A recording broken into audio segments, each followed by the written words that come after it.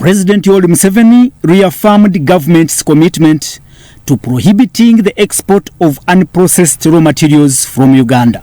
The initiative reflects Uganda's ongoing commitment to industrialization and economic self-reliance, ensuring that the nation's natural resources contribute directly to its development. In a statement issued by State House, the President directs, and I quote, "I have banned all the export of unprocessed raw materials from here over my dead body," and he signs His Excellency President Y.K. Museveni. But will the presidential directive alone deliver the much desired results, and what else should be considered in order to fully implement this directive? This is The Limelight.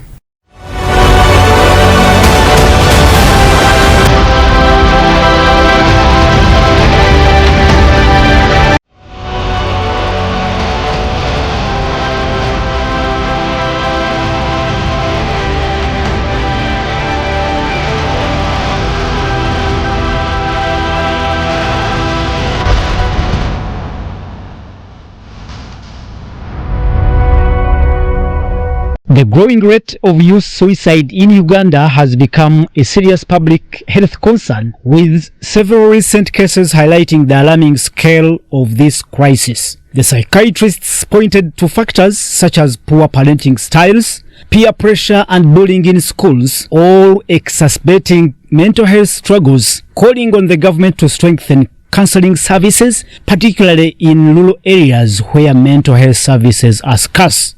The incidents of suicide have also left behind another trail of depressed suicide loss survivors who continue to struggle with lifelong scars of the trauma associated with losing their loved ones due to suicide.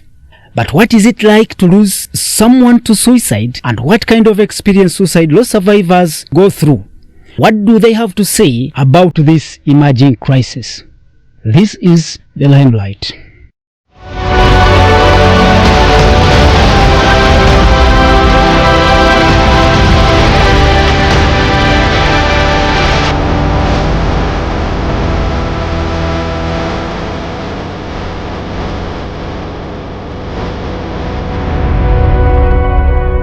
Well, good evening and welcome to the program. This is The Limelight. My name is Prince Apollo, and this evening we have on the show Jean Nakachwa. And Jean Nakachwa is an actress, he's a playwright, a producer, but also a mother. And Jean lost a son to suicide, and we'll ask her to share her experience on what it means to lose someone to suicide. Welcome to the program, Jean. Thank you very much. It is sad. Very. To lose a person, and death is death. But please tell us briefly your experience losing Gideon at 19. Yeah. What's your experience? It's hard to talk about it. It's been 2 good years, but it's like yesterday. This pain is different. Losing a child is really different. Not a child only, because I've seen many people losing fathers, losing brothers, losing somebody. Such a way is a tragedy. One thing I can talk about this, I myself, from that day, I knew death. I've been losing people. Mother, I lost my mother when I was 16. I lost brothers, I lost sisters, I lost uncles. But this, you lose your mind. You ask yourself, what is death? Have you ever been there when they tell you that somebody is dead and you ask, what is death? Like you're carried away a minute, you get lost in yourself, you can't tell what is death, and you ask, dead? What is death? And you call yourself again. Is the person they're talking about the person I know? or a different person, you take some few minutes not knowing what you're going through. Your brain skips or stops for a while, and that you can't be the same again. You cannot. It's like losing yourself. Now, since then, when I hear somebody dying of an accident, when I see somebody losing a person through suicide, when I hear somebody losing somebody abrupt, it takes me back. I feel the pain. I feel sorry for them. I want to look for them. I want to talk to them. I want to. You don't know where your life goes. Do you think the death of Gideon would have been avoided? I think so. But that somebody who does that thinks that the world is ending, nobody cares. When you're in such a situation, today I might be talking, and there is somebody who thinks that the world is no more. I'm no more. Nobody cares. Nobody can listen. Nobody wants me. We want you. That's how they feel. That's how they feel. That's how they feel. Because just imagine yourself deciding that, let me take this poison to die. What do you think goes into that person's brain? In the case of Gideon, yes, was it a case of feeling neglected? Was it influenced? What do you think? That is what somebody can ask you as a parent or as an aunt. But you don't know what was in his mind. Those people we lose through this tragedy. We don't know what goes into their mind unless somebody leaves a letter, somebody leaves a message, somebody leaves a video. That is when you can know. But some of these people, they don't leave something behind. They just think that the world has ended. Because now I've talked to some people who feels that I'm no more. Why? Why do I live? Why should I be in this world? They just feel nobody cares. We just think when you lose somebody, this takes you to think maybe this. But you never come to the right answer. But we can talk to those people who can be alive now, who is alive, who can think that the world is no more, that there's no light. I'm in the dark. You just tell them that hope is tomorrow. Hope is coming. Because I myself who is talking to you, I felt once some good years back, many years back, I lost let me call him a boyfriend. I won't call him a husband. I won't call him, it's some years. He was the father of my children. But after he went, I was not working. I was a wife woman. A girl, I won't take it a woman because I was below 20. He died and he left me with children, 2 children. But I felt that there is no hope. I felt, now what am I going to do? But with hope, thinking, maybe I'll be okay. Maybe I'll be okay. Today I'm someone. Today I'm someone. You never know what the world brings, what God is bringing you tomorrow. We don't know what tomorrow brings. What was so different in Gideon's death? Yes. Because you had experienced death before. Exactly. What was so different with Gideon? Yes. I had experienced the death of my mother because she was the first to die before the father of my children. After my mom died, I gave birth to my children, and then the spouse died after my mom. My dad died, my sister died, my brother died, but their death were, my heart was prepared. My mother was sick for some time, and you don't think that she's going to die, but it brings something in your brain comes to say, what if mom dies? Mama Wafa, what am I going to do? What are we going to go through? Or how are you going to live? Same thing to the father of my children. He was sick, and I was like, if this man dies, what am I going to do? But when somebody dies abruptly, and they come and tell you, so and so is dead. Yeah, that's so different and difficult. It's like a dream. Even now, I ask myself, oh, even this morning, I didn't know that I would talk about Gideon.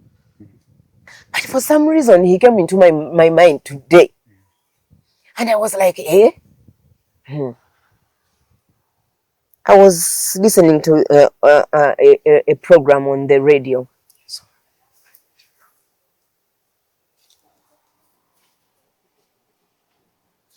I was listening to a program on the radio, and they talked about somebody died. It was a suicide. So it took me back, and I said, Gideon died.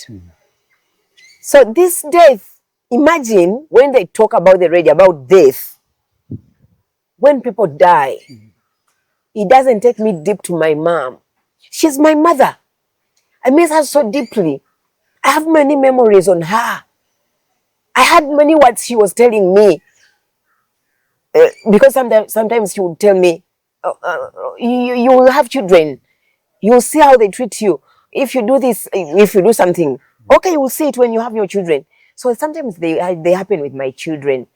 But it doesn't take me that way of a pain, of a terrible pain. Yeah.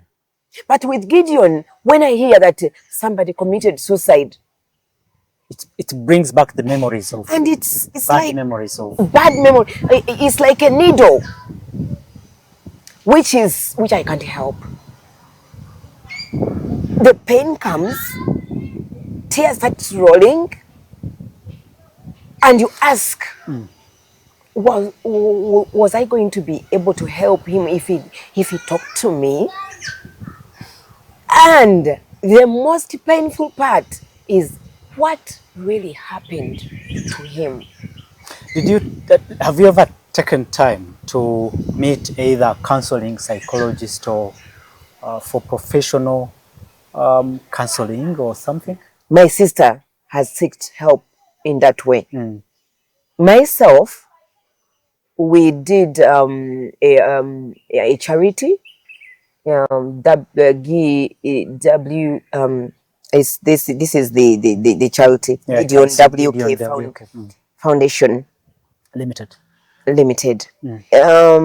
Through that, we have seminars where we get to meet counselors. They will talk. I got myself help through that. Oh.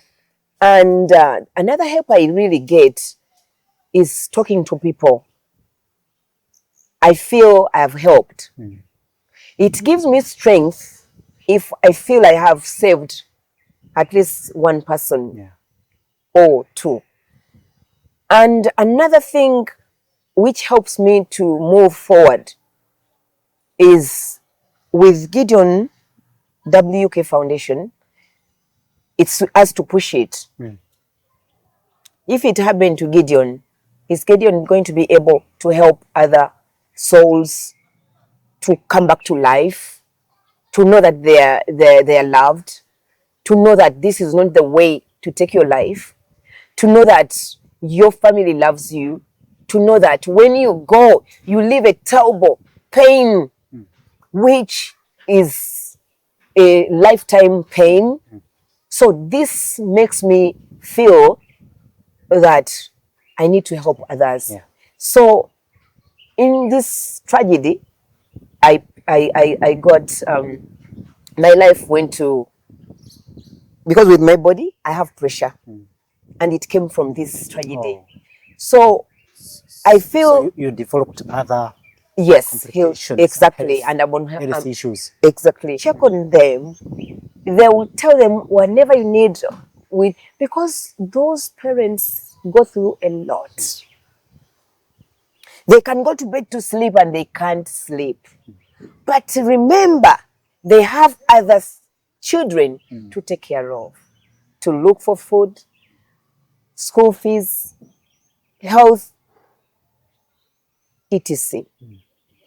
Have we got those people to know, okay, so and so parent lost this? Can we talk to them? Have we checked on them? Those, maybe, I don't know whether they can be, I don't know, they can be like agencies, they can be like, I don't know. Is there anything you can tell parents who have children, especially those in school going age, what they can do to avoid incidents of suicide as parents? The first thing I can talk about, we are chasing money more than we are caring for children. And it's not, we don't like it. But we find ourselves, we have to look for money. You find a parent looking for money, and even he can get money and give it to the child to go pay for their school fees, not knowing the children are in school. I have a series going on, it's called No Time. It is showing parents that you can be with a child, but you don't know even what the child does behind yourself. We don't know our children. And sometimes when we come back tired, okay, where is Joseph? He's in his bedroom. This child has started isolating himself for various reasons. But you might think it's okay. Let's follow our children from home, even to school. Let's try to know them more. Let's try to talk to them, even if there is nothing shown. Let's talk to them. Do you have any problem? Yeah. Are you okay? How did the schools treat you? By the way, what course would you like to take? Don't dictate what they should do. Try to know what they love, what they like, what is wrong, what is giving them headache, or what is giving them a problem. Try to check. Let's be friends with our children. I think when we are friends, they'll be free to talk to us about any problem. Okay, don't wait for them to come. Try to investigate. Try to deep To understand what life or what they go through in their lives. Exactly. We had cases of drug abuse in universities and other higher institutions. Do you think that also can be, or what can you advise as to parents or guardians or even school administrators on possibly helping our children not to lose life? Because it's one factor, one driver of suicide. Of course. Now, I can talk about this in two different ways. A child can take his life without even using any drugs. And another one can take his life using using drugs. And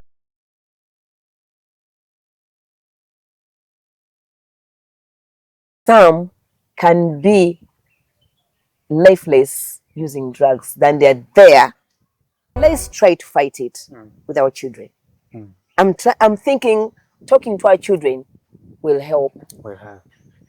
Your final comment on or your final piece of advice you can send to policymakers or people in government on how this issue can be handled in any way? Please, policymakers, it's you guys to help us more. Our era is going, this era is going down. We need help. We need help in schools, in universities, in institutions. We need those, how do we call them? Sensitizing people, talking to them. Counselors. Counseling children. Some of them are not children, the adults, because when they go over 18, they take themselves to be adults. But policymakers, please intervene. The institution in Tarika, it's very expensive. To have a child in rehabilitation centers, it's very, very expensive. You find people on kids on streets. They are depressed. Please, we need help. Mental health is real. Is Gideon Foundation doing something like providing counseling services? Yes, if somebody contact us, we do provide counseling services. We do. Where are you? I mean, where are you located? We are found here in Kabowa. We've given phone numbers. You can call us 0705 445546. We can help. Counseling, we can see what to do. Okay. Yeah. Thank you so much, Jean. And we again stand with you in this difficult time, 2 years, but still the trauma is real. It is. And you, when you get this, you pray, not anyone to go into it. To go through it. It's really, really painful. Painful. Thank you so much, our viewers. Jean Nakachwa is an actor. She's a playwright, producer, but also a mother who lost a son to suicide. Gideon was 19 years old and he's gone. She tells us that we need to find time for our kids. We need time for our children. Government should also look at putting up facilities to provide social psycho support for those who are going through depression, but also those who are likely to fall victims of mental disorders. But she also says even the parents who have experienced such a trauma, they need also that support. My name is Chris Apollo. We hope you'll recover from this condition. God. Yeah, every day gives you hope. Every day gives you hope. All right. Until next Friday, in another edition of The Limelight, God bless you. God bless you, God. Download the Salt Media app from the Google Play Store and the Apple App Store.